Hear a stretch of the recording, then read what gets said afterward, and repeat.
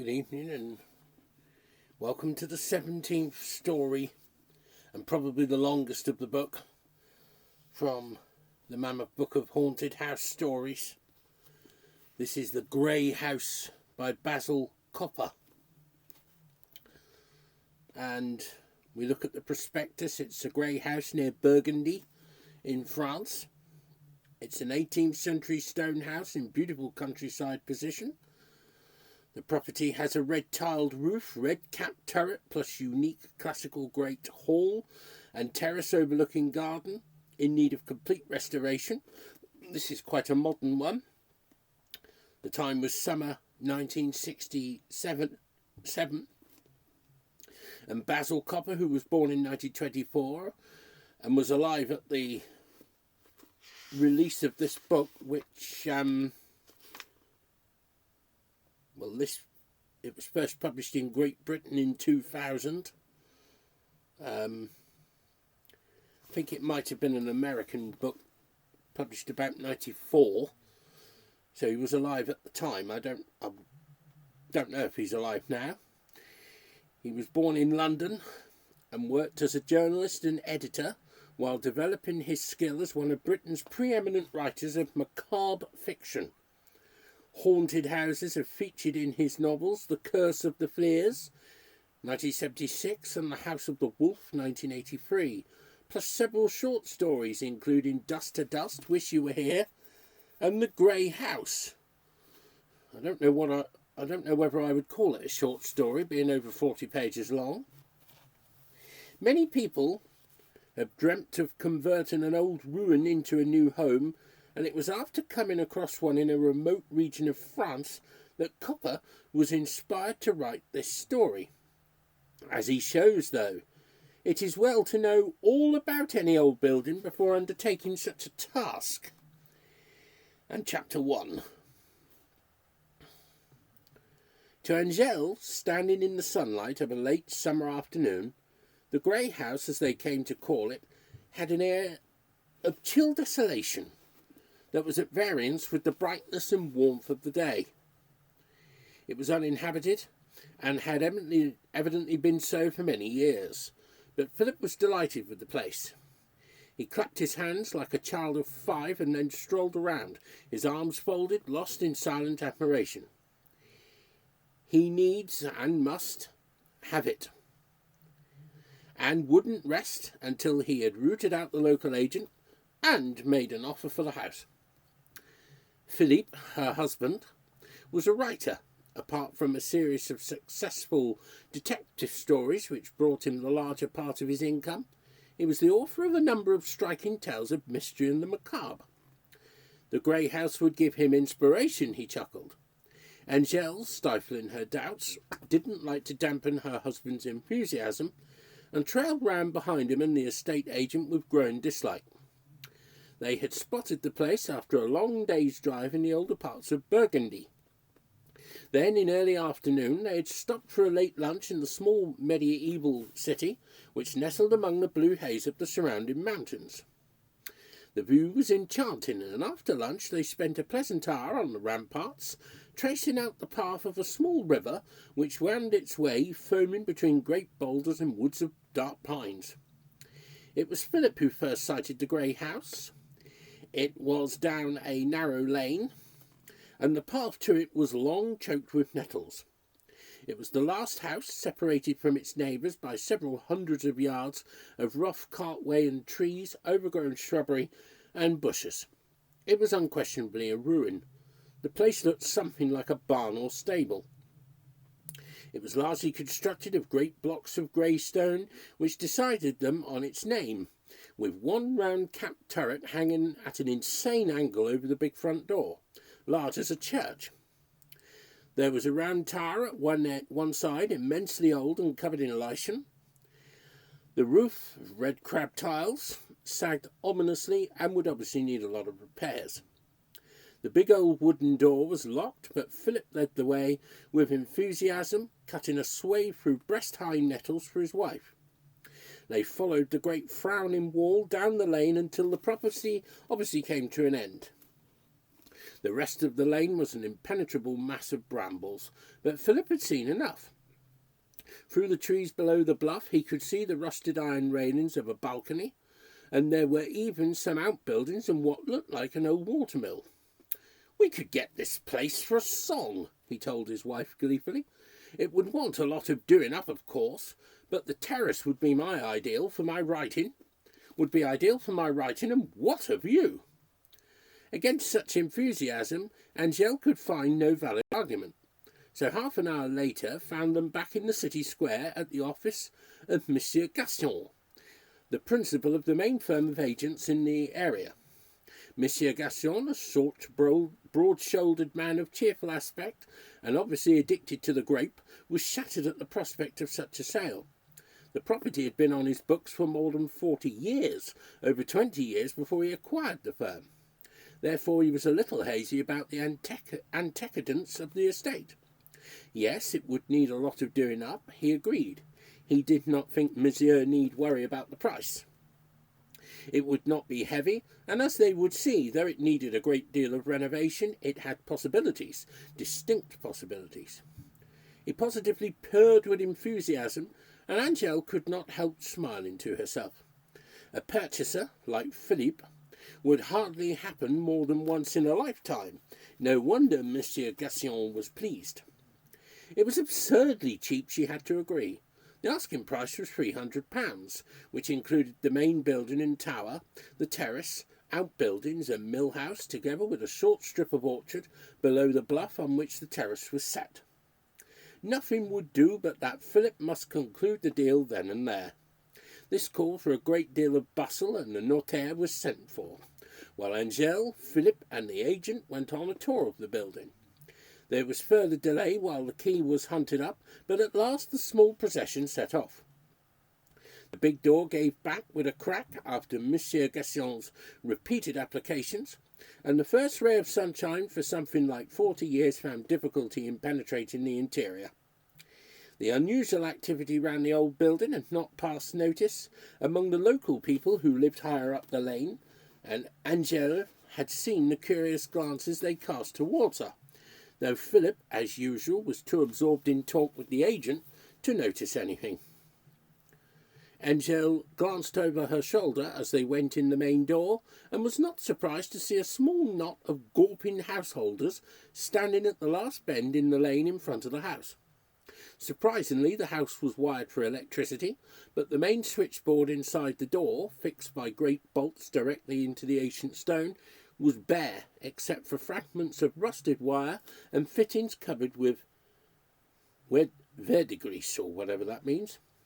The electricity had been cut off in the 20s when the last tenants left, explained Monsieur Gaston. He carried a powerful electric lantern despite the brightness of the afternoon. The house had formerly belonged to the de Menevilles, the great landed proprietors who had now died out. They had owned a chateau which formerly stood in a vast park on the mountain opposite.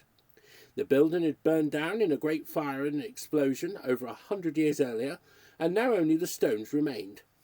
The last de Meneville, Gaston, had died a violent death, said Monsieur Gaston with relish.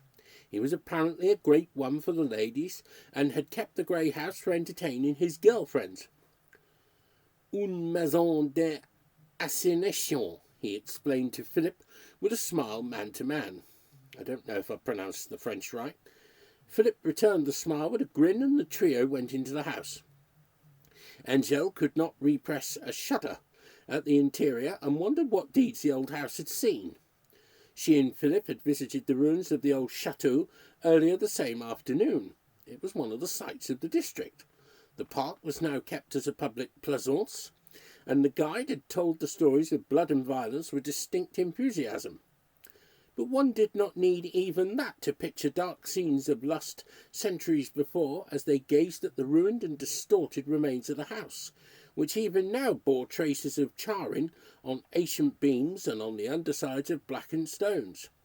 She was disquieted to hear that the grey house had belonged to the de Menevilles too, and her own French ancestry, her mother had come from these very parts, with its heightened sensibilities, rang a little bell somewhere back in her brain.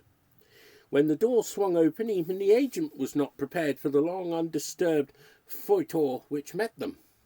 It was so strong that it seemed almost to darken the sunlight, and they were forced to open the main door and remain outside for a few minutes before they could enter. "Phew," said Monsieur Gaston, with unrestrained disgust, but even this did not seem to dampen Philip's ardour. "Loads of atmosphere, eh?" he said, turning to Angèle with a smile. After a minute they descended some broad stone steps. The smell was still strong, but not so offensive, and Angèle had to admit that it was probably due to vegetable decay. To her surprise, the light of the agent's torch, supplemented by small windows high up, disclosed a vast stone hall. There was a fireplace to one side in which an ox could have been roasted, and the remains of an old gallery which had collapsed with age and woodworm.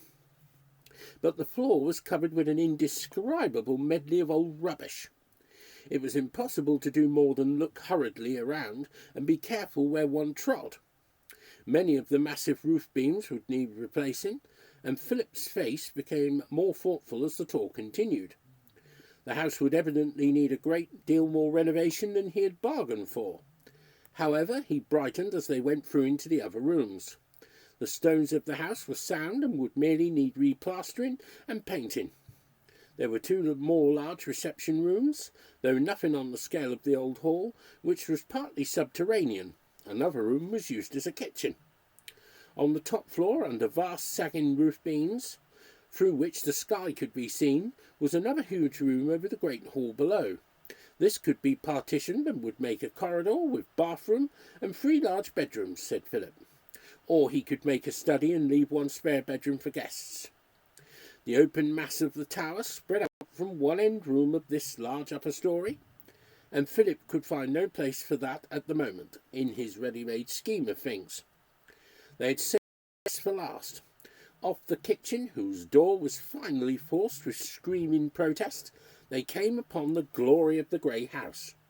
It was nothing more or less than a large tiled terrace, but it gave the place a cachet that finally clinched the deal in Philip's mind, weighing the cost as he was against the utility and suitability of the house for his writing purposes. The rusty iron railings which enclosed the terrace had evidently been of great elegance and would no doubt be so again. Philip was already confiding to Monsieur Gaston that he would have them painted pale blue.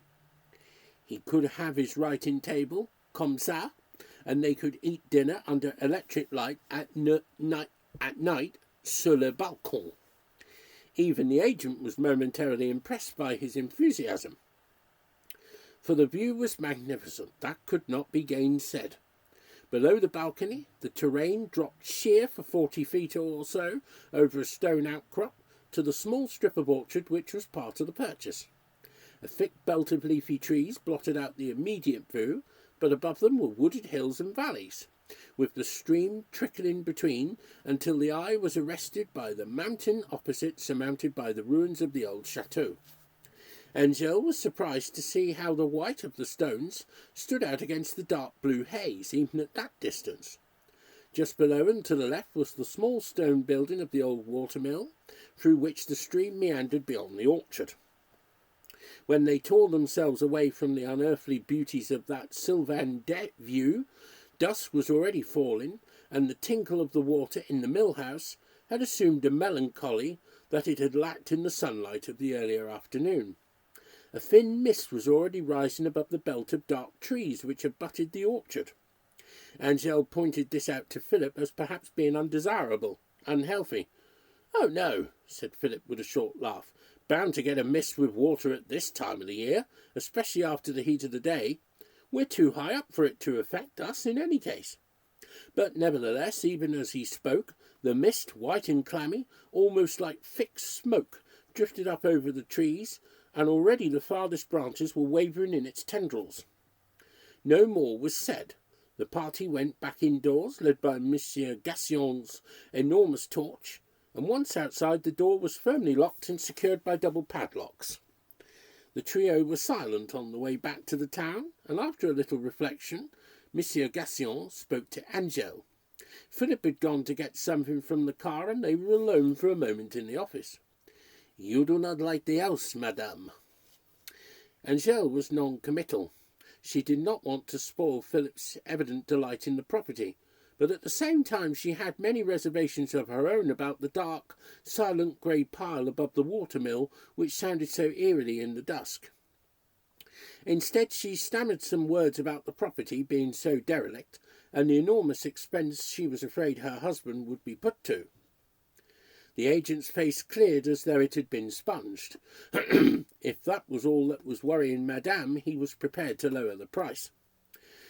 Quite frankly, he had been rather taken aback by the degree of decay.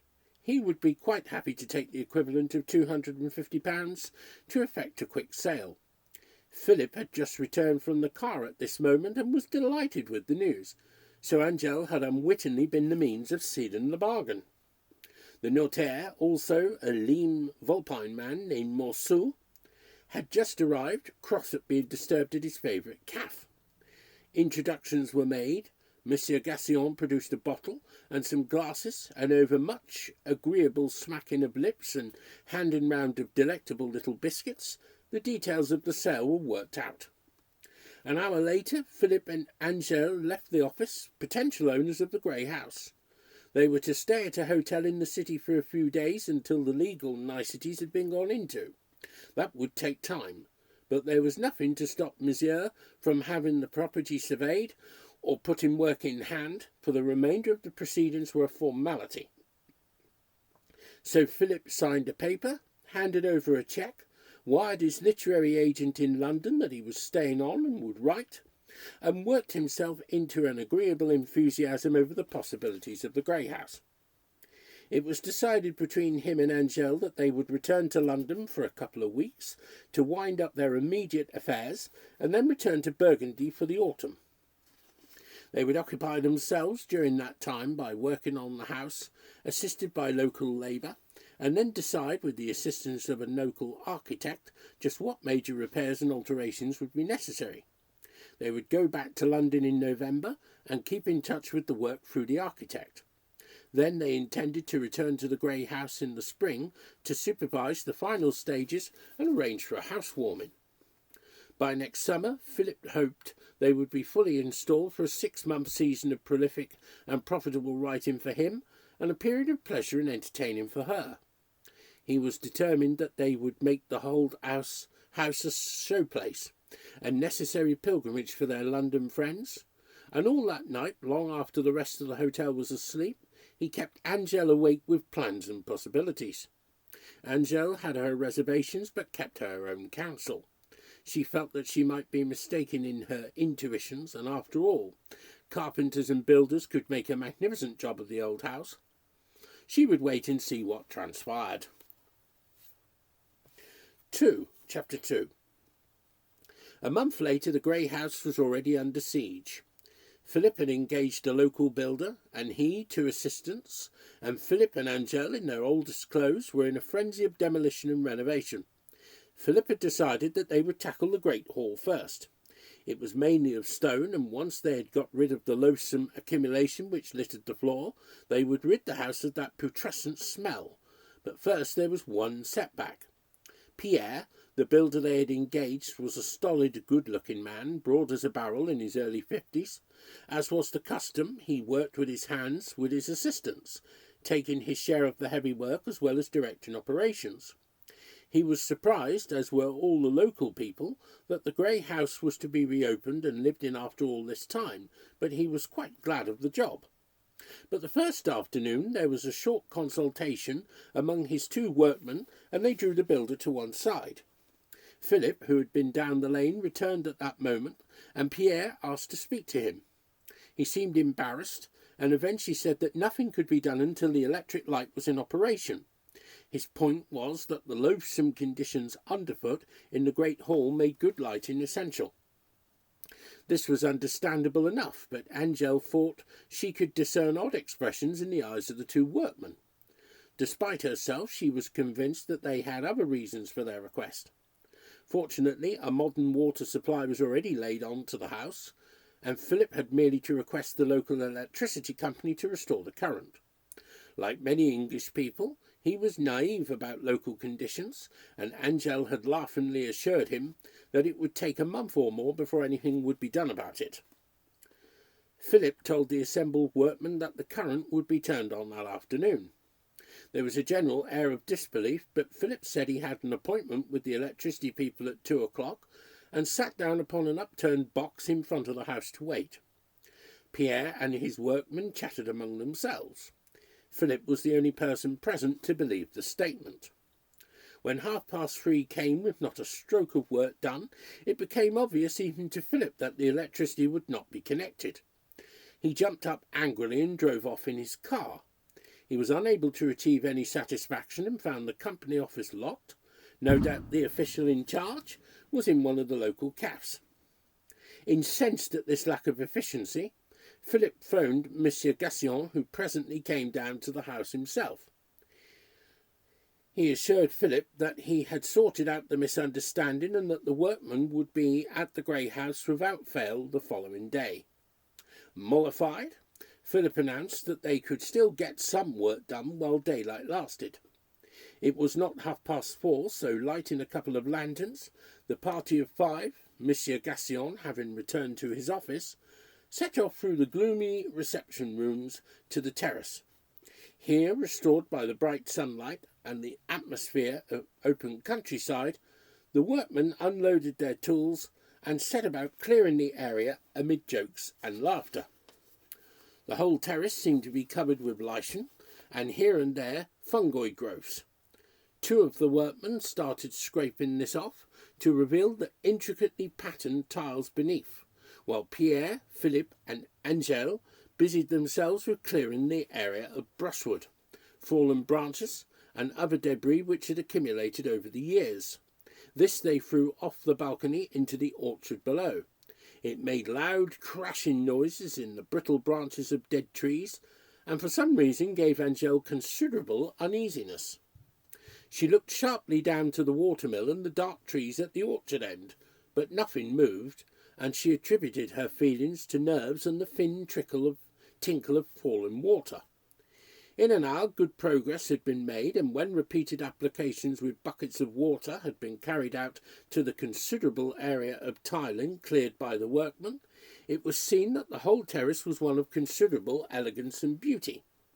Philip had recovered his good humour when he saw what an excellent start it was, and how pleasantly and efficiently the workmen had carried out their task. It was evident that with this team the house would be in good hands, and Philip was obviously in a great hurry to complete the preliminaries and get to grips with the major problems.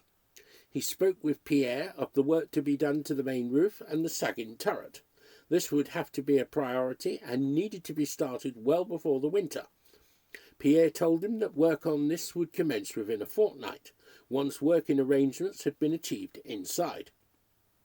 It was in this atmosphere of mutual satisfaction that the day's work ended. Dusk was falling, and the lanterns had been carried on to the terrace to complete the clearing of the tiles. Another of the workmen was already chipping rust from the great sweep of the balcony. It made an ugly sound in the dusk and was re-echoed from the dark woods below. As they finished and carried the tools back into the house for the night, there was a faint rustling in the underbrush at the back of the house down by the watermill. Angel was the only one to hear it. Stupid tit. She strained her eyes down to the orchard below, and thought she could see the faintest shadow slip into the darker shade of the old trees at the end of the orchard. Excuse me. Stupid. Probably a cat. There were lots of them haunting the lanes down near the Grey House. Big grey brutes they were, and sometimes she heard them howling sadly in the dusk when she and Philip went out. The big door of the house shrieked as though annoyed at the intrusion into the long silence of 40 years, when they left. Outside on the small terrace in front of the Grey House, where Philip intended to lay tiles and build a small garage later, the employer and the employed congratulated one another, and there was much shaking of hands. Then Philip insisted on buying everyone a drink at the first cafe they came across. All parted with mutual expressions of goodwill, and it was quite dark when Philip and Angel had got back to their hotel. He was resolved to make a good start the next day, and had asked the electricity people to come in at 9 o'clock. The workmen would arrive at 12, and with luck and sufficient illumination they could make a good start on clearing the Great Hall. The following morning the electricity employees surprisingly arrived almost at the specified hour. The grey house was opened again, and around midday a jubilant Philip was allowed to pull the master switch, and the great hall was flooded with light. Much of the house would need rewiring, and Philip had many special schemes for heating and outdoor floodlighting, but that would come later. For the moment, naked bulbs and trailing lengths of flax were draped all over the house in order to give the workmen good light to work by. Philip hoped also to have 2 great picture windows opened up in the stonework of the great hall to let light into the building during daytime.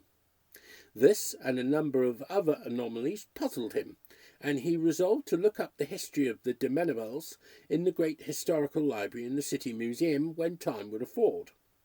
That opportunity did not arise until the next year. In the meantime, Philip and his wife, with their team of workmen, followed by the interest of Monsieur Gassion, Monsieur Mousseau, and later the architect, went at the work of restoration with enthusiasm.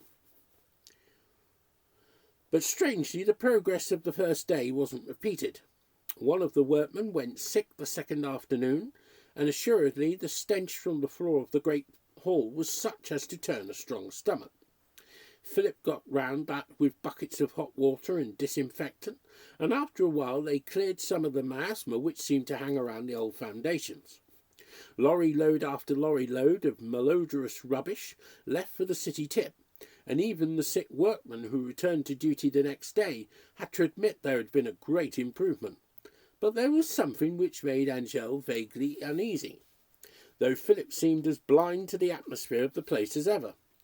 He was puzzled at the inordinate number of lights and flex positions the workmen were obliged to insist on, especially when working among the noisome rafters, and complained that the cost of electricity and bulbs would soon gross the total cost of the house if things went on that way. Yet Angel understood perfectly the feelings of the workmen, and marvelled again at the insensitivity of her husband to the atmosphere, especially as his name as an author had been largely made through the description of just such situations. About a week after the renovation of the house had begun, the workmen were still clearing the upper story, and Pierre expected an early start to the roof repairs. Philip had been delighted with some unusual finds among the debris of centuries. A curiously marked ring, evidently belonging to a man of rank, a sword hilt, a tankard with a strange inscription in the Latin tongue, and some porcelain jars and containers for which none of them could assign any known use. Philip took them back to his hotel for cleaning, and said he would use them for decorating the house when restoration was complete. One afternoon one of the workmen came to Philip with a bizarre object he had found in one of the upper rooms. It was a long instrument with a spike of very old metal on one end of it. The other end was a sort of whip or switch. The thongs were made of wire, stained with the rust of centuries. A learned abbé from the city university, with whom Philip had become great friends, was visiting the grey house on the afternoon in question. Monseigneur Geoffroy turned quite pale, Angel noticed. "May I see?" he asked, taking the whip from Philip with unseemly haste. He drew it on to one side. The good abbé looked worried. "I do not wish to alarm you, my friend, but this is an unclean thing," he said, almost fiercely. "See," he pointed out an inscribed tablet on the shaft of the instrument. "These are the arms of the de Mennevalles. We have a locked room of the Musée d'Antiquité at the university, devoted to such relics of the sadistic de Mennevalles. If you would permit me, I will see it is deposited for safekeeping. It is not fit that such mementos should be allowed in the outside world." He crossed himself, and Angel could not repress a shudder. Though inclined to be amused, Philip could not but be impressed by the earnestness and deadly seriousness of Monsignor Geoffroy's manner, and he readily assented to his friend's request. "I should like to hear something of the history of the de Menevelles from you some time," he said. "It would make good material for some of my books." The Abbé laid his hand on Philip's arm and looked steadily into his eyes. "Believe me, my friend, such things are not for books, or rather for books of your sort. Your essays in the macabre, admirable and successful as they are children's nursery tales, compared with the things that went on in the chateau above. Now no more, praise be to God." A few minutes later the Monsignor excused himself, made his farewells to Angèle, and returned to the university. He left behind him a somewhat thoughtful Philip and a thoroughly disturbed Angèle. Sensibly, Philip said nothing to Pierre and the workman, and to Monsieur Gassion, whom he met for an occasional glass of cassis at the latter's home. He was guarded. He made no comment on the curious whip, but discussed some of the other finds which the workman had made. He did learn one thing about the de Menevelles from the inscription on the tankard, but of this he said nothing, even to Angèle. She herself had one more unusual experience on the afternoon of the same day as Monsignor Geoffroy's visit. She was alone on the terrace at dusk. She was no longer afraid of the low tinkling of water, to which she had become accustomed, and even the mist did not affect her with uneasiness. She was trimming branches of an old tree which overhung the balcony. This was now almost complete, wanting only a few final touches, and with an electric light above the glazed double doors, was taking on an unaccustomed elegance. She had gone down to Philip to ask him about something, and when she came back the last glow of the fading sun was sinking behind the mountain. She was overcome by the melancholy of the scene, and had remained seated while her gaze played over the terrain spread out so enticingly before her. It was while she was so occupied that she felt rather than saw a faint dark shadow steal out from one orchard tree and disappear behind another. Why she did the next thing she was not quite sure, but on some obscure impulse she suddenly stooped, picked up a large bundle of chopped branches from the tree, stepped noiselessly to the edge of the balcony, and hurled the mass of wood and foliage through the air into the orchard below. The bundle fell where she had aimed, quite by chance, and with a sharp, almost frightening crash into the tree beneath, which the shape had melted. More branches fell to the ground, and from the midst of the splintered wood something dark and long launched itself like a streak through the orchard. The creature poised and jumped up onto the edge of an outbuilding of the watermill. As far as she could judge, Angèle saw a huge grey cat. It had enormous yellow eyes that flickered with anger in the dusk. It looked back over its shoulder at her reproachfully, and then disappeared into the bushes. A moment later she heard a stealthy swish as it vanished, and was evidently making its way through the dark trees at the back of the orchard. More startled than alarmed, she left the terrace rather hurriedly for the welcome shelter of the house, which now blazed with lights from every room. The next day Monsignor Geoffroy was dining with them on the terrace of their hotel, and Angèle mentioned the cat. It was the first time she had spoken of it. Philip seemed only mildly interested, but the effect on the Abbé was electric. His hand twitched, and his glass of cognac soaked the tablecloth. There was a flurry of apologies, and in the midst of mopping up, Angèle felt the Abbé's eyes fixed on her. "There is no such animal, madame," he said with a terrible emphasis. "Oh, come now, Monsignor," Philip laughed good-naturedly. "There's nothing so remarkable about that. There are dozens of cats around the lanes leading to the grey house. I've seen 'em myself." The Abbé continued to look at the girl. "Nevertheless, I must insist there is no such animal. A trick of the light." Angèle did not press the point, and a moment or two later the conversation passed on to other topics. But she felt the Abbé's eyes on her from time to time during the evening, and she read concern in their friend's eyes. The house was making excellent progress. As the autumn colours deepened and the melancholy around the grey house gradually gave way to orderliness and a more modern atmosphere, Angel's unease subsided. The couple had arranged to leave for England in November as planned and would return in April, when the main architectural changes would be made and Philip would be on hand to supervise and give advice. They were due to depart on the following Tuesday, and in the meantime wandered about the house, idly watching the workmen and planning even more grandiose effects for the spring. The architect they had finally engaged, Roger Frey, was thoroughly in accord with Philip's ideas, and he had been enthusiastic about the designs the gifted young man had produced. Philip knew he could trust him to realise the effect he wanted.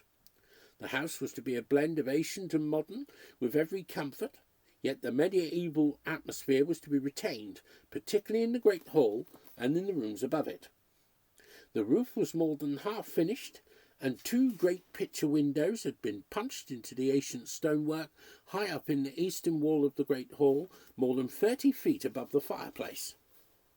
Philip had ideas about these windows, and he didn't want to reveal his special plans to Angel or the workmen until their return.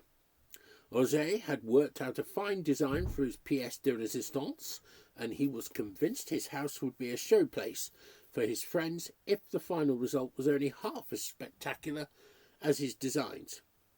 The work to be done in the winter would be long and arduous, and Philip was glad they would be in the comfort of their London flat. There was no heating in the grey house as yet, and the wind and rain on that exposed ledge would find them totally unprepared. Pierre had promised that all would be up to schedule by spring, and in the warmer weather he and Angel could work out the elegant details, the central heating and style of radiators, the furnishings, the curtains, and the 101 other things that would make the grey house a masterful blend of old and new. In the meantime, Pierre and his men were to finish the roof, prepare and glaze new windows, install the central heating plant, build a garage and terrace in front of the house, scrape and plaster the interior walls, and line the great hall with oak panelling. Philip could imagine the stupendous effect the whole thing would have when it was finished. He strolled around the house in a delighted daze, noting the fine new staircases, the cedar handrails in the modern parts of the house, and the start already made in creating a streamlined kitchen for Angel. The whole of the upper story had yet to be converted into several rooms. There was much to be done, but he was glad he had given his confidence to Pierre and Roger. They would see that the work had a quality seldom seen nowadays. The men had already made a start on the interior of the great hall, and their scaffolding and lights lined the walls at a dizzy height from the flagged floor. Another gang was at work on the roof outside, and the place resembled a great humming factory. In striking contrast to the mist-haunted ambience of their first sight of the place, Philip was pacing about on the terrace smoking a pipe, and picturing himself writing a new series of novels of the macabre in this evocative atmosphere. He had 2 novels coming out shortly, but he would have to get down to some hard work in England in the coming winter. Then he would return to the grey house, and by late summer would be well back in his stride. His publisher was pleased with the consistency of his output, and he had no doubt that the quiet surroundings here would contribute a great deal to his writing. If only Angel liked the place a little better. Still, she had seemed more pleased with the house lately, and he felt that when she saw the new kitchen and all the latest gadgets he proposed to install for her, she would be as delighted with the grey house as he. His musings were suddenly interrupted by a startled cry. It came from the direction of the great hall, and in a few moments more he heard the sharp noise of running footsteps on the stone floor. It was Pierre. "Monsieur!" There was a hard excitement in the voice, but no alarm. He quickened his own steps towards the builder. The couple met at the entrance of the great hall, and an instant later Philip was sharing Pierre's excitement. The workmen had been scraping down the wall of the great hall over the fireplace, preparatory to replastering. Philip had long pondered a centrepiece which would provide a striking point for the eye in this chamber, and now he had the answer. Beneath the layers of old plaster on the surface of the ancient wall, a painting had begun to reveal itself. When Philip arrived, 2 workmen were engrossed in clearing away an area which appeared to depict a man's blue waistcoat with gold gilt buttons. Philip joined them on the scaffolding and studied the painting, as it began to appear with mounting excitement. Pierre seized a paintbrush and a can of water and started clearing another area the 4 men worked on. The rest of the house was silent. Angèle and Monseigneur Geoffroy having gone for a walk, and the men on the roof having a temporary break from their labours. After an hour, a painting of unique and demoniac nature had emerged. Viewing it from the floor of the great hall by the brilliant electric light which the workmen held to illuminate it, Philip was jubilantly aware of having found his centrepiece, remarkably appropriate in view of his profession as a novelist of the macabre, and yet at the same time he could not help having serious doubts as to the effect it might have on his visitors. The radiant colours were unblurred by their long sojourn under the whitewash of an earlier age, and the painting really stood out remarkably. It depicted a singularly sinister old man in a grey truck-horn hat and blue coat with gold buttons. His knee breeches were caught in with gold cords, and his black shoes had silver gilt buckles. He was pushing his way through some sort of dark, wet undergrowth with concentrated ferocity. In his arms, and hanging head downwards as he dragged her into the darkling bushes, was a young girl. She was stark naked, her pink body, depicted with pitiless detail by the unknown painter of obvious genius, streaked with gouts of blood where the brambles had gashed her. Her eyes were closed, either in death or a faint, it was impossible to tell, and her long gold hair dragged through the wet grass. It was difficult to convey the hideous effect this painting of diabolical brilliance had upon the viewer. In the old man's left hand, held towards the observer, was the curious spiked whip which Philip had seen in this very house not so many weeks before. The workmen were still busy washing away the covering whitewash from the bottom right-hand corner of the picture, and their backs obscured the details from Philip's view. He strode about the floor of the hall, trying to get a better perspective. At the very bottom of the painting was an enamel coat of arms with a Latin inscription underneath, which he would have translated later. He was no scholar, and would ask Monseigneur Geoffroy what he made of it. As the workmen again began their interminable hammering upon the roof above his head, the footsteps of the Abbé himself were heard upon the entrance stair. His face was pale in the light of the electric lamps, and he seemed to stagger and made a warding-off gesture with his hand as he caught sight of the painting which the workman had now finished uncovering. "For the love of God, monsieur!" he cried harshly. "Not this horror!" Amazed, Philip ran to meet him, but a startled shriek from the stairhead above interrupted the projected dialogue.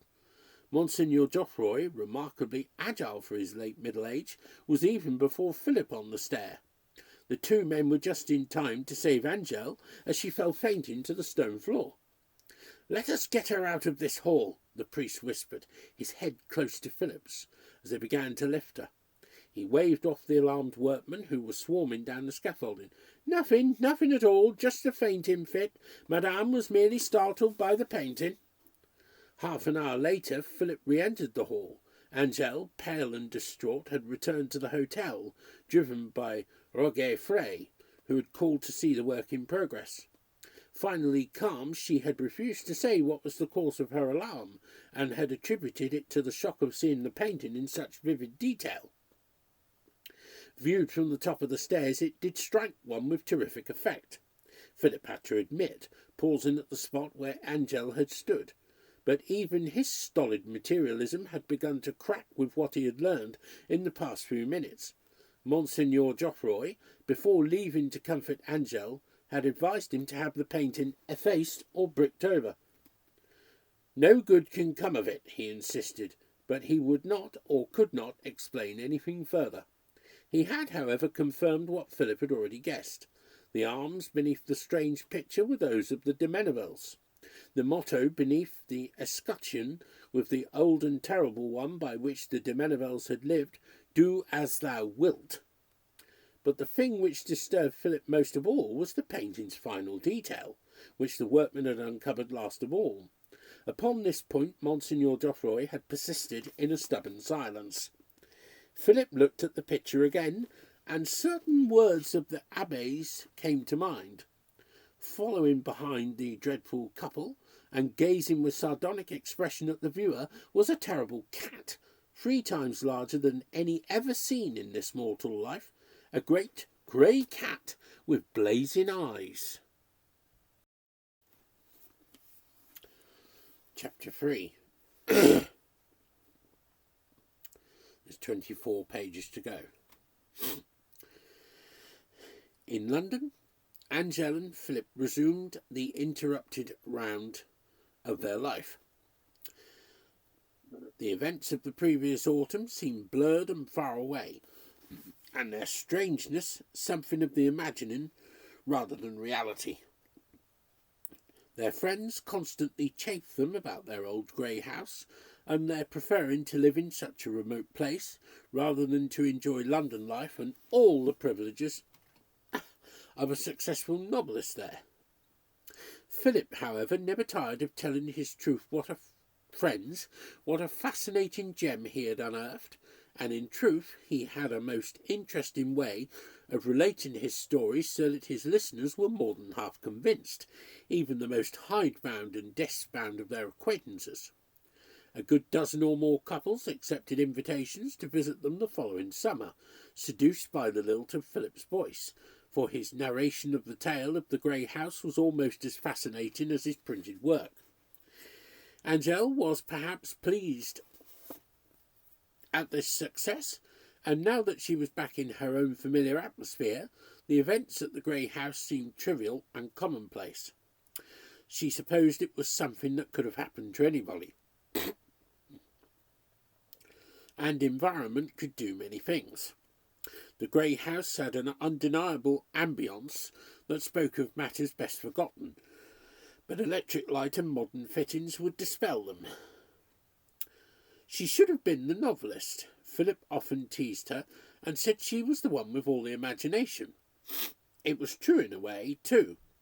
As she thought this, she looked over at him in a corner of the lounge, pipe in mouth, and a pint tankard in one hand. He looked young and supple at 45, not a grey hair in his glossy black head. She was proud of him and the success they had made of life and their marriage. It was silly to worry so about the grey house, and a ridiculous atmosphere. It was all the same in old houses.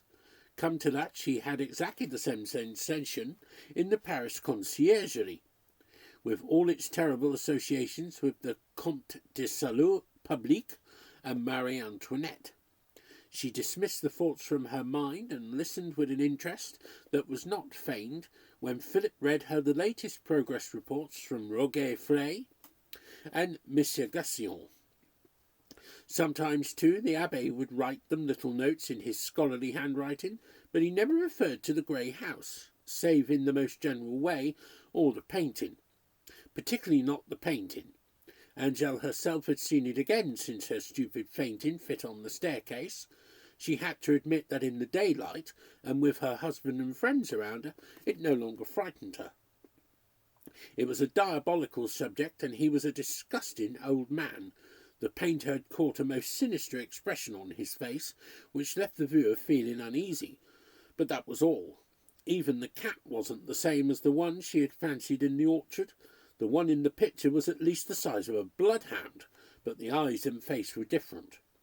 They even laughed at it, she and Philip and Roger.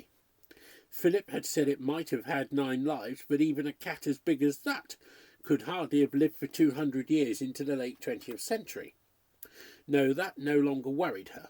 But what did worry her then, if the cause of the worry, the sight of a cat in an orchard, the atmosphere of an old house, the discovery of a painting, had no fear for her. She was hard put to it to define a reason, and eventually forgot all about it as her normal London life went on. Philip's 2 books were published, one in December, one in early spring, and achieved an even greater success than before. They had money in abundance, and life seemed to hold great promise. The progress reports on the house were satisfactory, and as late spring advanced, Philip began to tear his thoughts away from his life in England, and his mind flew to the grey house, waiting for him to give it the final touches. A flurry of invitations went out from him and Angèle, and then the couple found themselves with only 2 weeks to go before they were off again. The regular letters told Philip that the roof had been completed, all the domestic arrangements were in the final stages, the panelling of the great hall and its picture windows had gone smoothly, the electric lighting was functioning satisfactorily. Roger Frey said that the surprise he and Philip had planned was also going to schedule. He had the work carried out in sections, and the structure would be erected whenever Philip chose. The garage and the front terrace too were nearly complete. The remainder of the work, including the reconstruction of the upper story, would await Philip's supervision in the spring.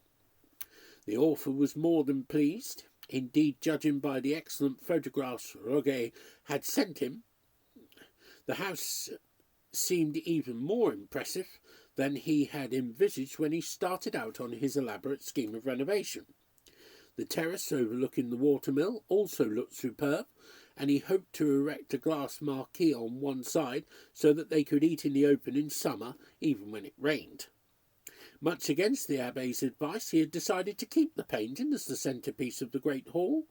From his researches, he had considered that it represented the old Vicomte Hector de Menneval, one of the most debauched and sadistic of the line. It was no doubt how the old boy liked to see himself, in an obscene and allegorical situation representing the black arts. So he had instructed Frey to have the painting framed in oak and preserved under glass. In deference to Angèle, the Abbé and other friends of more tender nerves, he had decided to have a plain sliding panel in the modern Swedish style erected over the work. In that way he could have his cake and eat it, he reflected, and at the touch of a button the old rogue would be revealed to shock his friends on a cold winter's night.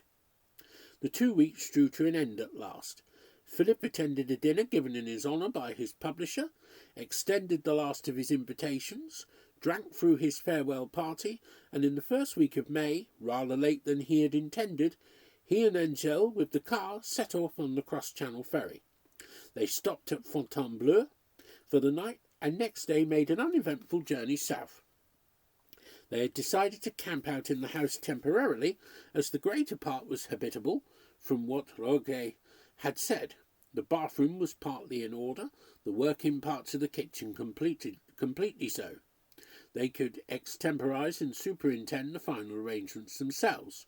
But even so, both liked comfort, and rather than arrive late in the afternoon with inadequate provision for food, they had booked in at their old hotel for 2 nights, before deciding to launch themselves completely on to the facilities of the grey house.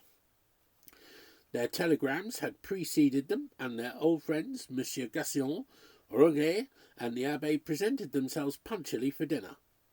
It was a time of laughter and jokes shared, which Philip always remembered, and when the builder Pierre put in an appearance, just as they had given him up, the evening seemed complete. Afterwards they sat out on the balcony, smoking, drinking their cognac and looking over the lights of the quiet city. All was well at the house, the couple learned. Things had gone even better than expected, and Pierre and Roger Frey were obviously bubbling with enthusiasm. If they could decently have done so, they would have dragged Philip and Angèle into the car that night and over to the house late as it was.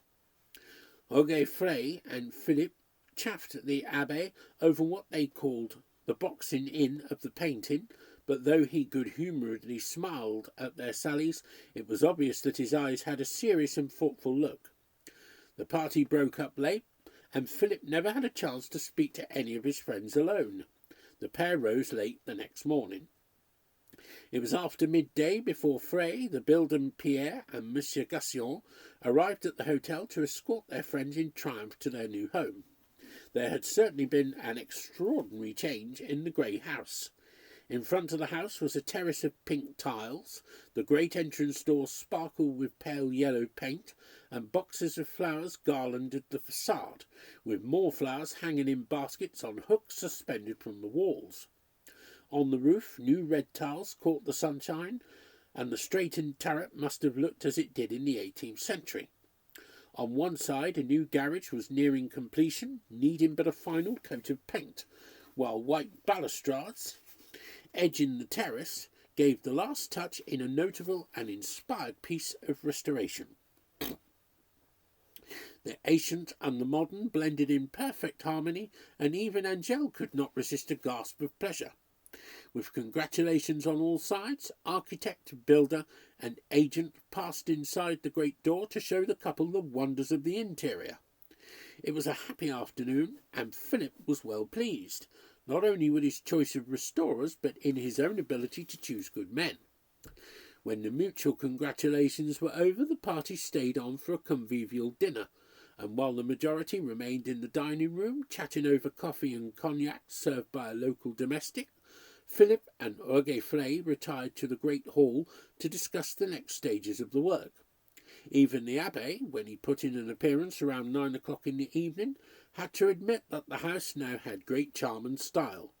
If he had any reservations, he, at any rate, was wise enough to keep them to himself. He glanced up at the space over the fireplace when he entered the great hall, and appeared relieved to see nothing but a smooth wooden panel where the painting was formerly visible.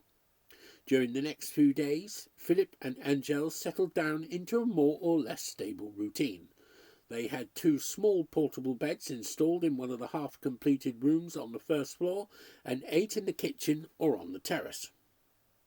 This was in order to avoid inconvenience and extra trouble for the workmen, who were now proceeding with the later stages of the work under Pierre and Roger's direction. Philip was already writing, and the steady clack of his typewriter could be heard from the terrace several hours each day. Roger was in and out several times a day. The work went well. All in all, it was a busy time for the couple. Some evenings they would drive into the city for a meal or a drink with their friends, and several afternoons a week Angel would go shopping, either alone or with Philip. She was busy ordering furniture, domestic utensils, hangings, and the many hundreds of individual items which the house would need. Surprisingly, the renovation of the grey house was not costing as much as they had budgeted for, despite the extensive nature of the work. This was mainly due to Roger's goodness in the matter of fees, and to the builder's reasonable rates and friendly attitude. This meant that Angel had more to spend on furnishings, and she wanted to make sure that her side of the decorating measured up to the high standards set by her husband. Angel was not troubled by any more disturbing thoughts, and she had grown used to the tinkling of the watermill. The mist was now rising thickly from the area of trees at the bottom of the orchard due to the extremely hot weather, but she paid no more attention to that either. About the 3rd week in July, the first of their friends from London arrived to inspect the progress of the house. Doreen and Charles Hendry were a jolly couple, and they were delighted with the grey house as they first saw it from their sports car one afternoon. But for some reason their enthusiasm evaporated after their first raptures. One of the guest rooms was now ready for occupation, though still unpainted. It overlooked from a higher point the orchard and the grove of trees at the foot of the terrace, and it was this room which Doreen and Charles occupied their first night at the grey house. The next morning at breakfast on the terrace, Angel could not help noticing that Doreen looked drawn and tired. Even Philip sensed this, for he asked, "Sleep well?" Charles looked embarrassed. He glanced round the breakfast table and said with a short laugh, "Well, as a matter of fact, we didn't sleep a wink. There was such a howling of cats all night that we were awake most of the time. Never heard anything like it. One great brute was in the orchard. I got up to sling some water at it. It had burning yellow eyes. Gave me quite a turn." "Sorry about that," said Philip. "Yes, there are a lot of cats round here, now that you come to mention it, but I can't say they've bothered us to that extent. Have you heard them, dear?" he said, turning to Angel. His wife had turned quite white. She stammered some casual remark and quickly excused herself. There was nothing else of moment during the Hendrys' short stay, and short it was. They had originally intended to remain for 2 weeks, but after a few days, Charles pleaded urgent business which necessitated his return to England. As their sports car headed up the lane and Angel and Philip waved them off, Angel could have sworn there was relief in Doreen's eyes as they drove away from the grey house. Imagined or not, there was no doubt that Charles's business was a pretext, for Philip ran into him in one of the main squares of the city a couple of afternoons later, to their mutual embarrassment. On the Friday of the same week, Philip made a startling discovery which did something to disturb the peace of his mind, while the effect on Angel was deeply felt. Philip returned from a walk with Roget and asked Pierre, "I say, did you know there was an old graveyard at the end of the lane?" Pierre shrugged and answered that he believed that was so, but it was a good way from the house, well screened by trees. He could not see that it was of any importance. In face of this indifference, Philip had to agree that the affair seemed of little moment, but the way of its discovery had been a shock to him, though he was loath to admit it. He and Roget had been out surveying the extent of the property.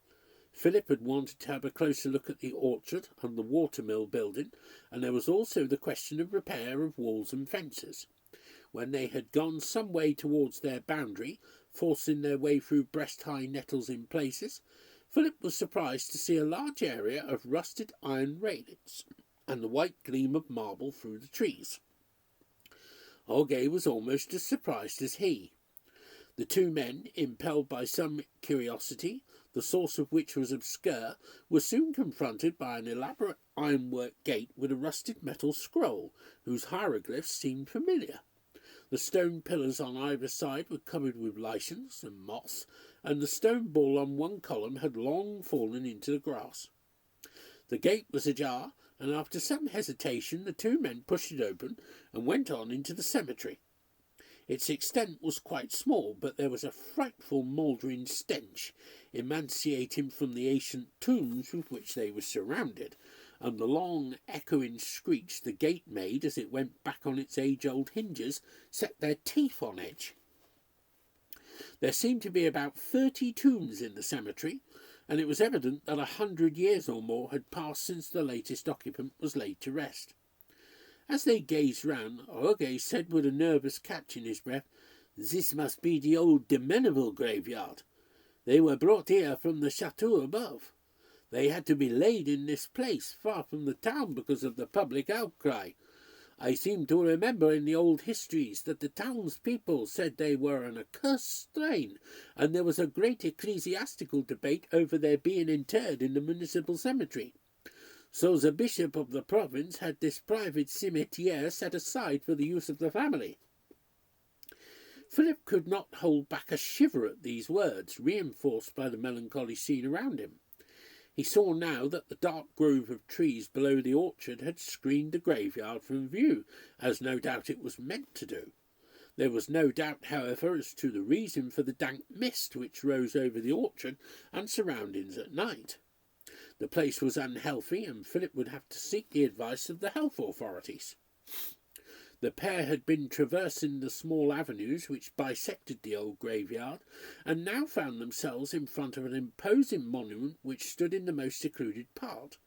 Overgrown hedges of laurel surrounded it, and the lower part of the tomb was effaced by the encroachment of brambles and tangled grasses. Philip noticed with interest that the mausoleum was in the form of a great marble portico, in the style of a Greek temple, which evidently covered a vault of considerable proportions below.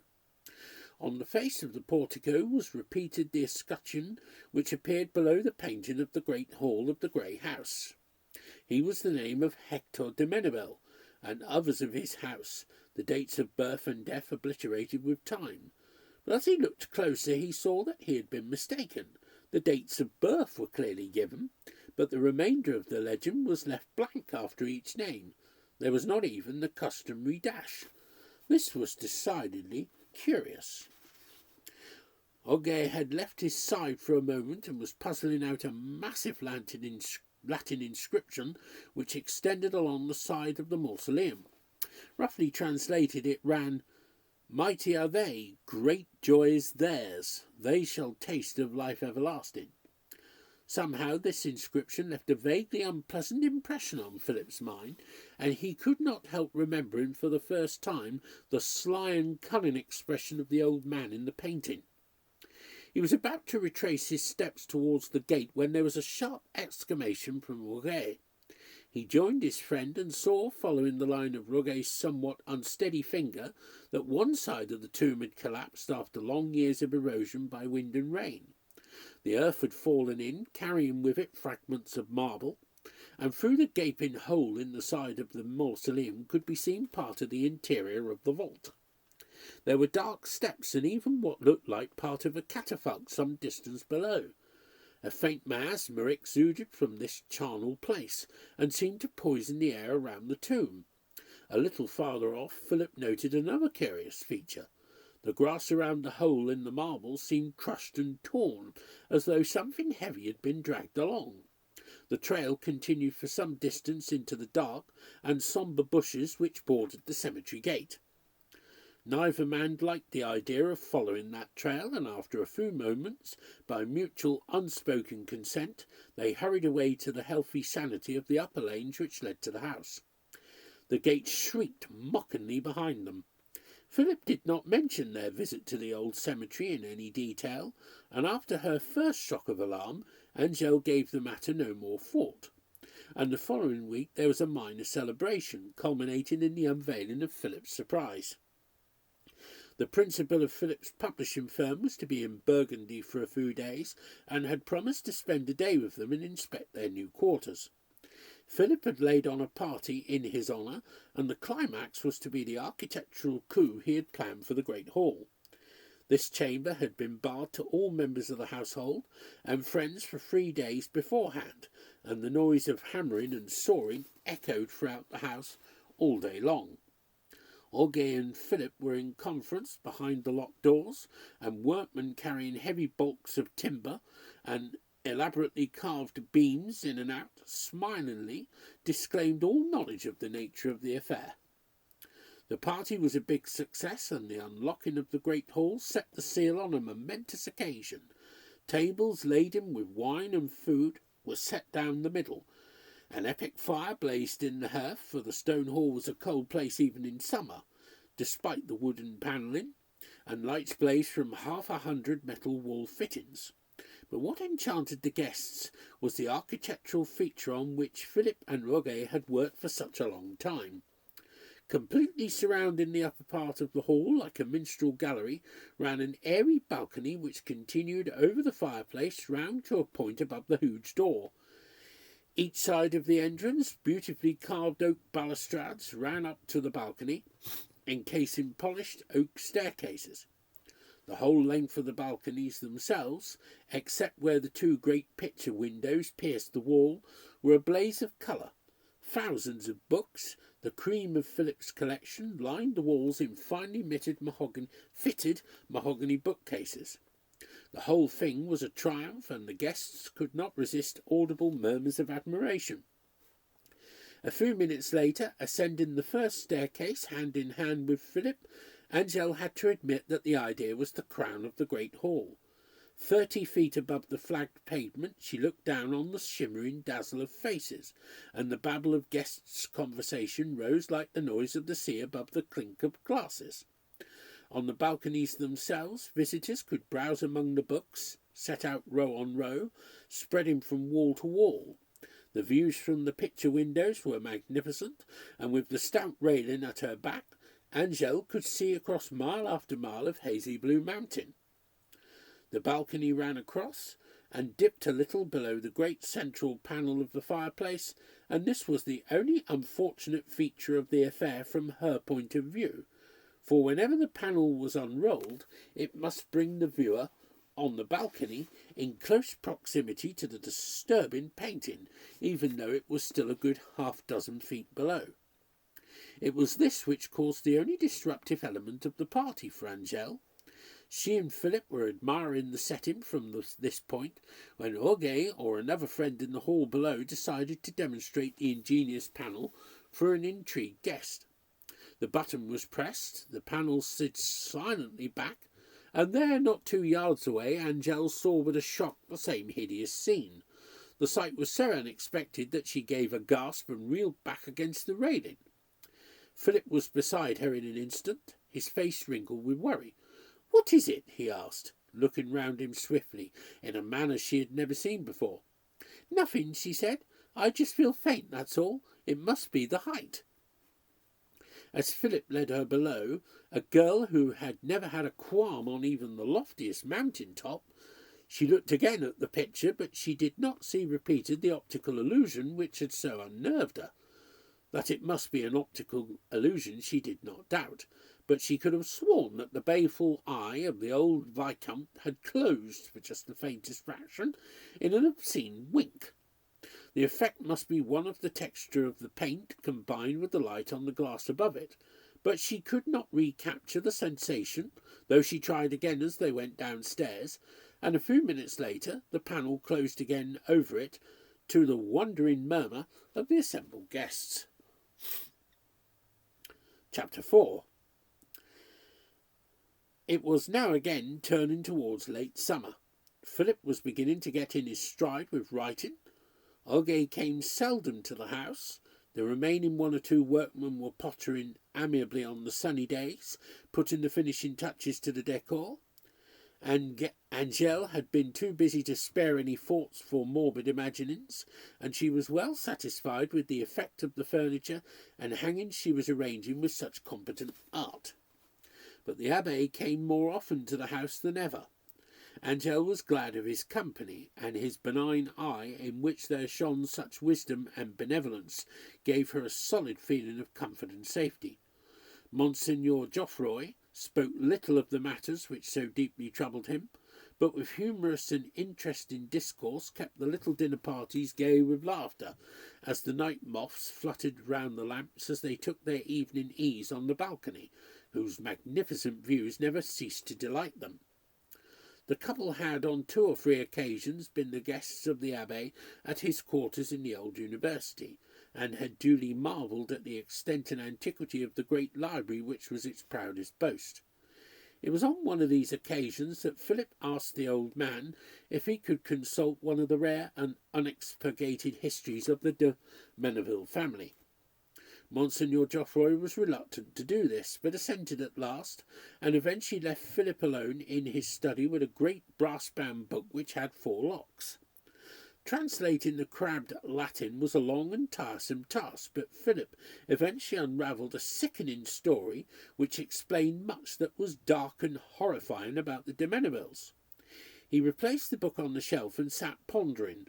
For the first time he had some doubts about the wisdom of his purchase of the grey house. He afterwards refused to speak of what he had seen in the locked book, but he did hint to Roquefort something of the practices of the old de Mennevilles which had led the people of the city 100 years before to lay siege to the chateau and burn it about the ears of the atrocious occupants. The events which led the citizenry to this extreme measure had concerned the abduction of young girls from the neighbourhood, which the de Mennevilles were in the habit of procuring for their unspeakable rights. Philip could not go on. The details were too blasphemous and appalling to contemplate even in the Latin, but it did explain the curious content of the painting in the great hall. Philip was now convinced that the study depicted a literal subject and not an allegorical one, and this caused him great disquiet. When he left the Abbé's library, the old man refused to discuss the subject with him, but Monseigneur Geoffroy looked him in the eye with great intensity and said with emphasis, "Take care of your wife, monsieur." For some days afterwards, Philip was seen to wander about the grey house with an odd and abstracted air, but he gradually recovered his spirits as the warm and sunny days went by. He had been to see the sanitary authorities regarding the old graveyard, and had been promised that the thing would be looked into. But as is the way in rural France, no action was immediately forthcoming. The weeks went by, and Philip eventually forgot about it. It was in early September, on a day of golden and benevolent splendour, that Angel had an odd experience. She had been standing on the balcony, drinking in the beauty of the wild scene against the backcloth of the far mountains. There was a hush, broken only by the faint tinkle of water. Philip had gone into town to see about some business with Roget, and the only other thing which disturbed the silence was the occasional chink of china, as Giselle, the hired girl, washed up the crockery from lunch. She was thinking about nothing in particular, except possibly what they would be having for dinner. As she lowered her gaze from the distant mountain peaks on the white stones of the chateau on the heights above, her eye was arrested by the early leaves of autumn, which fell like faint flakes of snow onto the golden foliage of the old orchard. She then heard a faint rustling sound and presently noticed the figure of a man. He was standing in the far corner of the orchard near the watermill, and she could not see him at all clearly. He wore a blue coat like most French workmen wear, and he seemed to be shading his eyes against the sun. She was not at all alarmed, and as she cast her eyes on him, he gave her a long, piercing glance back over his shoulder. But owing to the intervening foliage, she was not able to see his features with any detail. The gesture reminded her of something, though she could not for the moment place it, and when she looked again, the man had gone. She mentioned the matter to Philip when he arrived home, and he only said with studied casualness, "Oh, I expect the sanitary people have got around to doing that work I asked them about." This view was reinforced the following day when Pierre and Philip had occasion to go down the far lane on a matter connected with the outfall of the drainage. Philip pointed out to Pierre a long swathe which had been forced through the nettles. The trail, which was in a different place from the route taken by Philip and Roget on the occasion of their visit, appeared to run from the old graveyard to a point by an ancient broken-down fence, and then through the orchard below the house. Pierre said nothing, but gave Philip a very curious look. The two men made no further reference to the matter. It was when they were turning to go back that Philip asked Pierre whether they might not visit the orchard. He had never been there since his original inspection of the water-mill, but his curiosity had been aroused by the tracks, and he wanted to see if the municipal authorities had taken action. Pierre seemed strangely reluctant, and mentioned the lateness of the hour. The setting sun was already casting long shadows, and a faint swathe of mist could be seen faintly outlining the farthest trees. Both men were by now rather disturbed by the atmosphere, and Philip started when the long, drawn-out yowl of a cat sounded from far away. They stood listening for a moment at the entrance of the orchard, but the noise was not repeated. Then Philip went boldly crunching his way through a tangle of brush into the old place, more for his own peace of mind than to impress the builder with his English phlegm. There was nothing out of the way in the orchard. The trail gave out in the centre. There were only a few rusted agricultural implements half hidden in the grass, but Philip was surprised to see that a long iron ladder, wreathed in a tangle of branches and mossy lichen, was stapled to the wall below the grey house. It led up to a point just below the balcony. This was something he felt he ought to look into. A few minutes later the two men were back in the sunlit uplands of the inhabited lanes leading to the town, and were able to forget the strange brooding atmosphere of the orchard area. Pierre shook his head when Philip mentioned the matter of the ladder. He imagined it would have been placed there in case of fire. For some reason this gave Philip an enormous peace of mind. He expanded in the glow of the sun, and insisted that Pierre accompany him to a café for an apéritif. When he arrived back at the house, he found Angèle setting the table on the terrace, with Giselle prattling commonplaces as she bustled to and from the kitchen. On pretext of admiring the view, he looked eagerly for the ladder. Yes, there it was, in a rather different position from what he had imagined below. It must be the foreshortening. He did not know why, but he was disturbed to find that anyone coming from below could gain the balcony by this means, old and rusty as the ladder was. Though this in itself was illogical, for the ladder was surely designed to ensure that people from the house could gain the orchard in case of fire. This again puzzled him, for the ladder ended about 3 feet from the balcony, in a tangle of brambles and bushes. He saw something else, too, which disturbed him more than he cared to admit. The edges of the ladder were covered with lichen and moss. On all the rungs which he could see, the green of years had been torn away, as though by ascending feet. Philip slept badly that night, but as day succeeded day, and the calm of the Indian summer brought with it nothing but blue skies and contentment, he warmed again to the grey house. Angèle was in good spirits, and the couple made their usual visits. Though the work on the house was finished, their local friends were as before, Pierre, Auguet, Monsieur Gassion, and the Abbé. Philip was writing better than ever in the more peaceful atmosphere. A book of demoniac tales, which he had finished shortly after arrival in Burgundy in May, was having a sensational sale in England, and the continental and American rights were being negotiated. He had reason to feel satisfied, and though the Abbé had attempted to dissuade them from the idea, he had started on his most ambitious novel of the macabre to date, a history based loosely on that of the de Menevilles. He had quite recovered his spirits, and the odd events which earlier had set his mind on strange and sombre paths now provided much the same material for his book. His enthusiasm blazed up as day after day found him hunched over his typewriter, and Angèle could hear the machine clacking on into the long hours of the night. He preferred to work on the balcony even when the nights began to turn cold in early October. Angèle remonstrated with him about this, but he laughed at her and her old wives' remedies for colds, and told her not to worry. He had a good sweater on, and his pipe for company. The days of October continued scorching hot, though the nights were cool, and Philip was pleased with his progress on the book. He had 5 chapters finished, and another 3 shaped out in the rough. He began to talk of finishing before the end of November, so that he could get an early draft to the publishers before the new year. Angèle was pleased for his sake, but troubled at his appearance.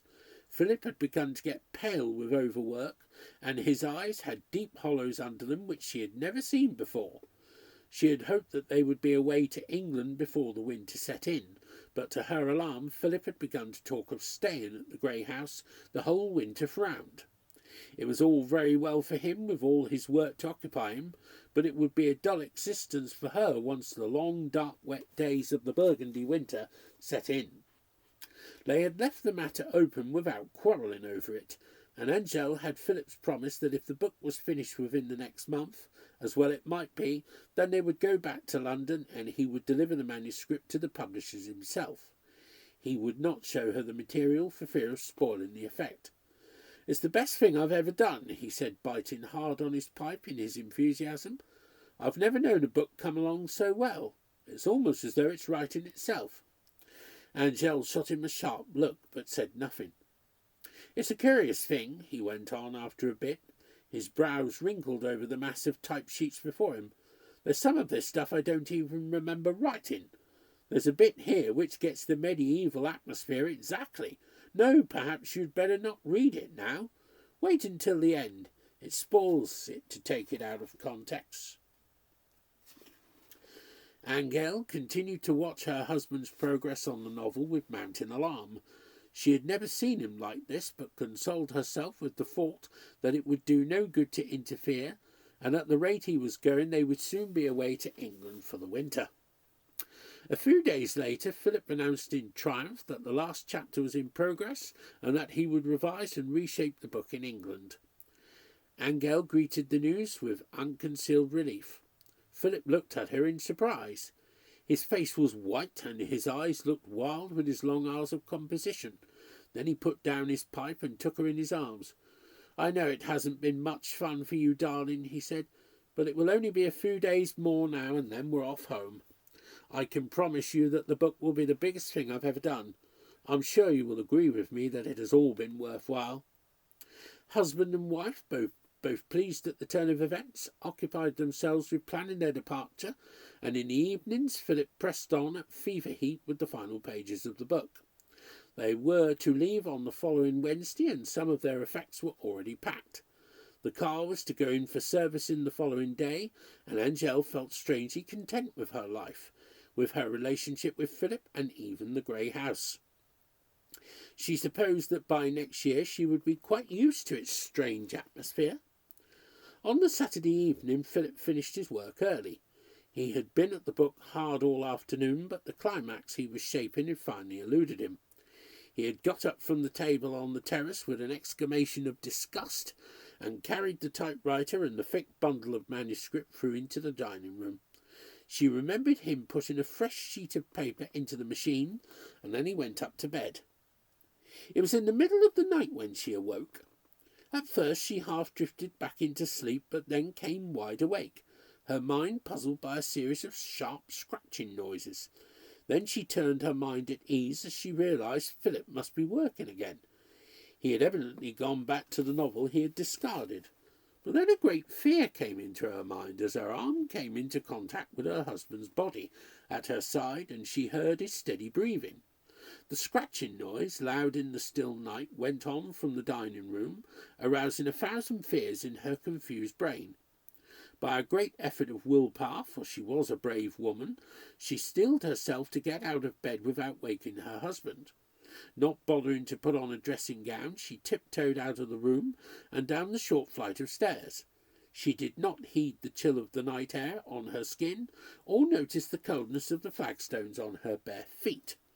When she had closed the door of the bedroom behind her, she switched on the light. The blaze of yellow radiance on familiar things steadied her and left her with a core of hard anger.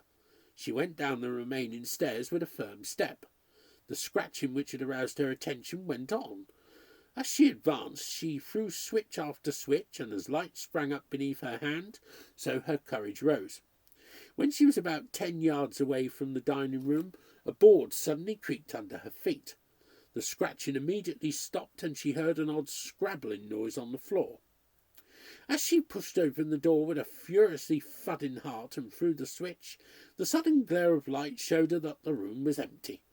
All was in its place, the whole house now silent, except for the faint tapping of the night wind against the balcony outside.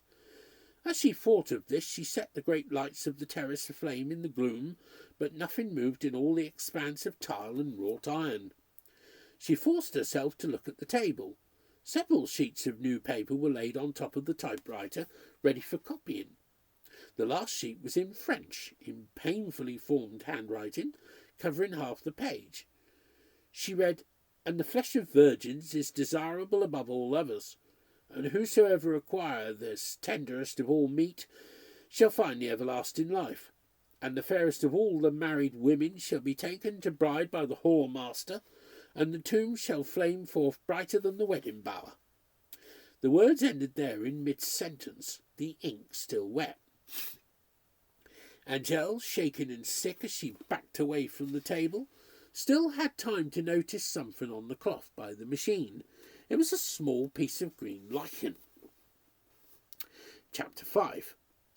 On the Tuesday, Philip and Angel had invited their friends to a farewell dinner, and Philip was to read them portions of his novel. The remainder of the previous weekend was occupied in packing, and on Monday afternoon Philip rushed in to Angel jubilant. The book was finished, and he waved the thick mass of manuscript over his head in triumph. Angel had not mentioned to him the events of Saturday evening. Something dark hung over the house, and she knew in her heart that whatever she could say would make no difference. She was only glad that she would soon be gone without the winter to face. In the meantime, she shared Philip's joy in his completed work, on the surface at any event. The pair spent the mid-afternoon talking over future plans, and after an early tea, Philip left for Roget's house. He had arranged to have a drink with his friend and discuss some business. He had plans for the orchard, and he proposed to have a big stone wall built to block off the old graveyard, a scheme with which Angel fervently agreed. Giselle was to stay with Angel, and Philip intended to return about 9 o'clock so that they could get in an early night. They had to prepare for the party the following day, and there would be much to do. It had been a hot day again, and Giselle and her mistress sat chatting on the balcony. The steepening sun dyed the opposite mountains a deep carmine, and as the rays dipped below the hills it left the valley in deep shadow. It began to be cold. The tinkle of water from the old mill house sounded oddly loud in the silence, and thick swathes of mist billowed silently across the orchard. The cats in the lane below the house seemed to be noisy tonight, and Angel abruptly got up and went to fetch a woolly sweater. After a while she and Giselle moved into the kitchen to continue their conversation, but they kept the terrace lights on. Philip had left his thick bundle of manuscript to read. She had promised to give him her opinion on it when he returned, though she felt sure it would take her more than the 3 hours she had allowed herself. From time to time, as the two girls were talking, Angel turned to look at the great pile of paper which stood on the typing table in the corner of the terrace where Philip usually worked. Presently she excused herself. Giselle had some cleaning to do and went to get out her vacuum cleaner. Angel took a cup of coffee onto the terrace and sat down at the table.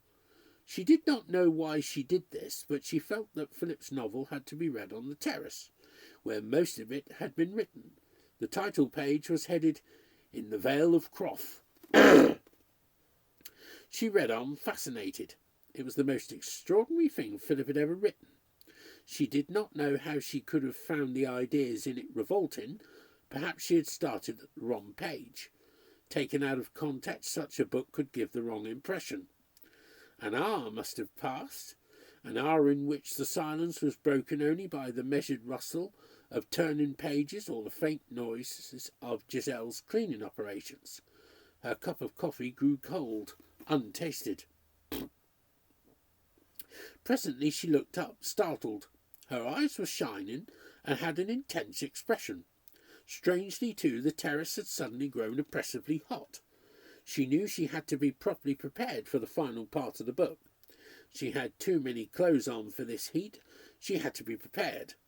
When she emerged from her bedroom 10 minutes later, she had a strange, sly look on her face, but her cheeks were burning and her eyes bright with longing. She was naked except for a flimsy nightgown which revealed every detail of her figure. Her hair was freshly combed, and she crept almost furtively past the room where Giselle was dusting. Once on the terrace, she flung herself on the book and began to devour the pages with her eyes. 8 o'clock fled past, and there were only a few dozen pages left. There was a lustful expression on her face, and her whole body had begun to tremble. She paid no attention to the thin mist which had begun to envelop the balcony. She strained her eyes to learn the unmentionable secret revealed in the last page of the novel. Her eyes glazed as she read what no woman was meant to read. Something aeons old called through the pages to her. She thought of the whip with the spike, and her flesh quivered with delicious terror. As she reached the last sentence of the book, there was a rustling on the balcony, which did not distract her. Her eyes took in the last words on the page before her. Nude thou shalt be, naked thou shalt be, unashamed thou shalt be. Prepare thou then to do thy master's will. Prepare thou, bride of Croft. Angel was already on her feet. Her eyes were closed. Her tongue lolled out of her mouth. A bead of moisture rolled from under one eyelid. Take me, master, she breathed. Something slit the thin silk of her nightgown, exposing her breasts to the chill air. An unutterable stench was in her nostrils, but she smiled happily as ancient arms lifted her from the balcony. Chapter 6. Philip returned happily from Roget's house a little after 9, but his casual homecoming soon changed into bewilderment, then terror. The maid Giselle sunk into an unnaturally deep sleep on a divan in the dining-room. When aroused, expressed only astonishment. The last thing she remembered, she had been dusting the room. Philip went through the house, calling his wife's name. He found the floor of their bedroom littered with every last stitch of his wife's clothing, but it was on the balcony that stark fear leapt out of him for the first time. It was not the overturned coffee cup, the jumble of typed paper littered across the terrace, or even the grave licentious mould, but something had forced its way through the mass of brambles from the old ladder below the balcony. It was this, and the strands of his wife's blonde hair caught on the fawns, which sent him almost out of his mind.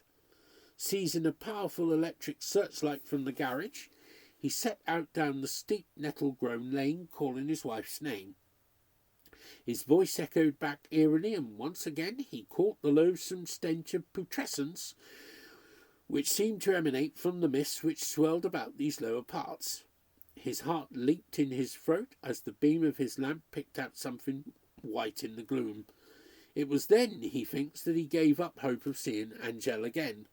In the darkest moment of his life, idiot fear babbled out at him as the probing beam caught Angel's pathetic, torn, blood-stained scrap of nightgown fast on a patch of nettles as the unnameable thing had carried her through the night. Philip's knees gave under him and he trembled violently, for the path through the nettles led directly to the old graveyard, and he knew that, much as he loved his wife, he dare not go there alone at night to face such forces. It was a nightmare journey as he stumbled back up the lane, falling, hacking his shins on outcrops of rock, cutting his face with brambles. He looked an appalling sight as he staggered into a cafe on the edge of the town and made his pathetic telephone plea to Roger Frey. The young architect not only came in his car at once, but collected Monsignor Geoffroy from the university on his way over. The couple were with the demented Philip in a quarter of an hour. His appearance shocked them both, but a few words only told the old abbé all he had suspected and feared from the first. He had come fully prepared. Round his neck he had an ornate silver crucifix. He carried a prayer book in one hand and, curiously, a crowbar. Auguste Frey had also armed himself with a revolver, and in the back of his car were two enormous electric lamps like car headlights. "Courage, mon pauvre ami," said Monsignor Geoffroy, helping Philip into a seat beside him. "What must be done must be done. I fear it is too late to save your dear wife, but we must do all we can to destroy this evil being in order to save her soul." Horrified, half-dazed, understanding only a quarter of what he was told, Philip clutched the Monsignor's arm as Auguste's sports car leapt like a demented thing down the narrow lane at suicidal speed. At the bottom, Frey drove straight at the wall of brambles and stinging nettles as far as he could. The headlights shone a brilliant radiance right down towards the cemetery gates. Frey left the lights on and the engine running. "To remind us of normality," he said with great emphasis. "This will do," said Monsignor Geoffroy, making a great sign of the cross in the air before him. "The rest is in God's hands." Auguste handed a long crowbar to Philip. The prelate carried one searchlight and the other crowbar, and Auguste had his revolver in one hand and the second searchlight in his left. The three men walked abreast through the wet grass, making no attempt at concealment. Philip put down his own flashlight at the cemetery entrance, which lit up a considerable part of the graveyard. He had recovered his courage now and led the way towards the de Meneval tomb. Their feet echoed hollowly over the gravel, and Philip dropped to one knee as a thing with great flaming eyes drove at them from the top of a gravestone. Frey's revolver roared twice with deafening impact, and a broken-backed, yowling creature that had been the great cat went whimpering to die in the bushes. Monsignor Geoffroy had jumped up instantly, and without swerving set off at a run towards the de Meneval tomb.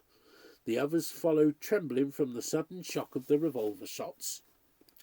Philip could never forget that charnel house scene. Like a tableau out of Goya, it ever haunted his life. The nude body of Angel, quite dead, splashed with gouts of blood, but with an expression of diabolical happiness on her face, was clutched fast in the arms of a thing which laid on its side at the entrance of the tomb as though exhausted. It was dressed in a frayed and faded blue coat, and the abomination had apparently broken one of its old and brittle legs as it dropped from the balcony. This had accounted for its slow progress to the malodorous lair beneath the old de Meneval mausoleum. But the worst horror was to come. In one withered and grey parchment-like paw was clutched a whip and spike instrument dabbled with fresh young blood. The face, half eaten away, and with the broken bones protruding from the split, rotted skin, was turned towards them. Something moved, and the eyes, which were still alive, gazed balefully at the three men. Old de Meneville was malevolent to the last. Monseigneur Geoffroy hesitated not an instant. Pronouncing the name of the Father, the Son, and the Holy Ghost, in a voice like thunder, he held aloft the cross. Then, handing it to Philip, he brought down the great crowbar again and again on the brittle, ancient blasphemy that had once been a man. Teeth and hair flew in all directions, old bones cracked and split, and dust and putrefaction rose in the still air.